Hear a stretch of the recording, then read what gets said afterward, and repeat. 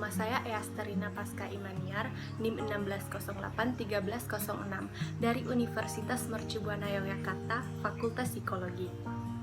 Dalam video ini, saya akan menjelaskan tentang rancangan pembelajaran online yang menyenangkan, khususnya bagi anak-anak yang masih duduk di bangku sekolah dasar.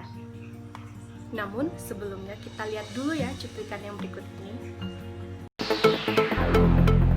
Hari ini kita telah melakukan pemeriksaan spesimen sebanyak 23.001 spesimen, sehingga total spesimen yang kita periksa hari ini adalah 1.097.468 spesimen. Dari jumlah ini kita mendapatkan kasus terkonfirmasi positif yang kita lakukan sama-sama sebanyak 1.591 orang, sehingga totalnya kita sekarang sudah mencapai 78.572 orang di lingkungan Provinsi DKI Jakarta dan akan melakukan proses belajar mengajar melalui metode jarak jauh. Namun jika sekolah di zona hijau berubah menjadi hanya 6% dari populasi peserta didik di sekolah ditutup lagi dan kembali sekolah secara daring. Sementara untuk sekolah di daerah zona merah, kuning, dan oranye, 94% masih belajar secara daring. Nah, seperti yang kita ketahui bersama, pada saat ini dunia sedang digemparkan dengan terjadinya wabah COVID-19 atau yang biasa kita kenal dengan virus corona. Hal ini menyebabkan diterapkannya peraturan untuk melakukan social distancing dalam upaya untuk mengurangi jumlah kasus positif yang bertambah dan juga usaha dalam menangani kasus COVID-19 itu sendiri.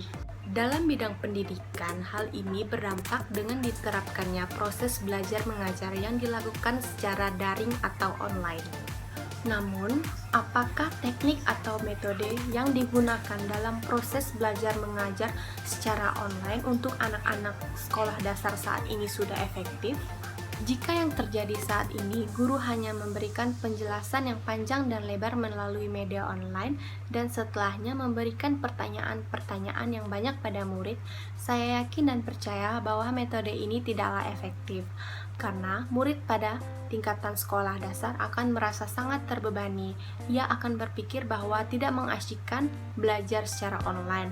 Lebih baik ia belajar secara normal seperti biasa dan bisa bertemu dengan teman-temannya di sekolah. Dampaknya, pembelajaran yang sudah guru berikan kepada murid tidak akan murid ingat dan semuanya akan menjadi sia-sia. Oleh karena itu, saya memiliki rancangan pembelajaran online yang saya rasa bisa dilakukan secara efektif untuk menunjang pembelajaran anak sekolah dasar yang dilakukan secara online atau daring. Cara yang digunakan dalam rancangan ini ialah guru menggunakan mind mapping dalam pembelajaran murid.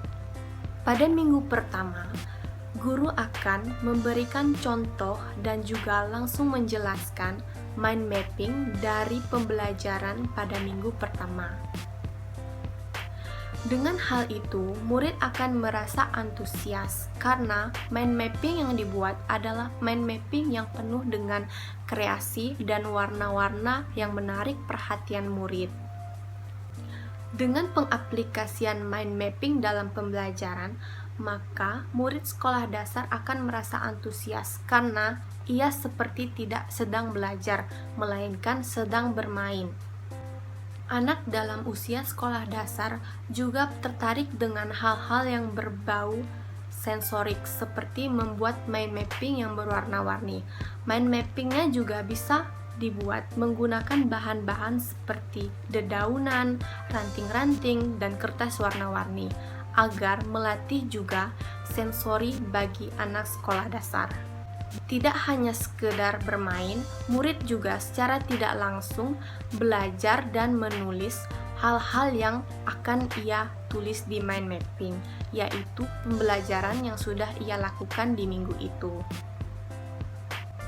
Pada minggu pertama, guru akan menjelaskan dan juga langsung memperlihatkan pada murid bagaimana caranya membuat mind mapping.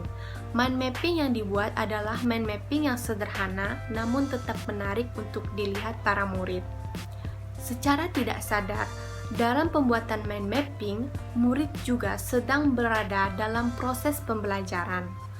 Di minggu selanjutnya, guru meminta murid untuk mendengarkan guru dalam menjelaskan, sekaligus menggambar mind mapping dari apa yang telah guru sampaikan tersebut. Dengan peran murid yang membuat mind mapping, maka secara tidak sadar, murid telah mengikuti pembelajaran dengan baik pada minggu tersebut.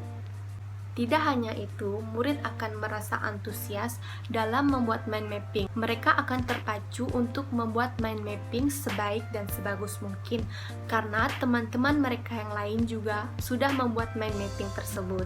Manfaat lain dalam membuat mind mapping ialah mind mapping tersebut dapat digunakan sebagai ringkasan dalam pembelajaran, sehingga ketika ujian atau ulangan tiba, murid bisa melihat mind mapping tersebut. Menurut saya, mind mapping tidak hanya menjadi bahan untuk pembelajaran, tapi juga meningkatkan daya kreativitas dan kreasi murid-murid. Hal tersebut sangat penting karena kekreatifan juga menunjang otak untuk bisa berfungsi secara optimal. Walaupun murid belajar dari rumah, namun mereka masih bisa mengoptimalkan apa yang telah mereka pelajari dengan baik. Demikian perancangan pembelajaran online dari saya. Semoga bisa memberikan sumbangsi yang efektif untuk kemajuan pembelajaran di masa pandemik ini.